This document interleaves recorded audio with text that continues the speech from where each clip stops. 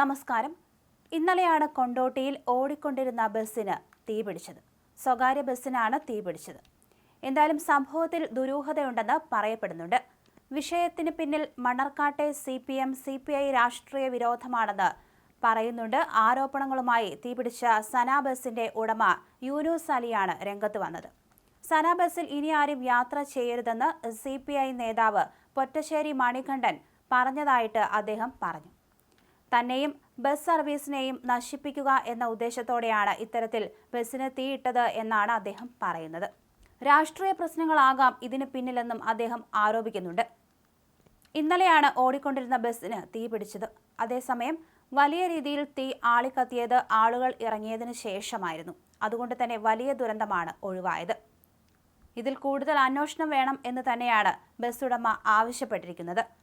Bharat Benz പോലുള്ള ഒരു കമ്പനിയുടെ ബസ് ഒരിക്കലും ഇതുപോലെ കത്തില്ലെന്നും യൂനുസ് അലി പറയുന്നുണ്ട്. ഡീസൽ ടാങ്ക് പൊട്ടിയിട്ടില്ല. വാഹനത്തിന്റെ ഉള്ളിൽ നിന്നാണ് തീ പടർന്നത് എന്ന് അദ്ദേഹം പറയുന്നു.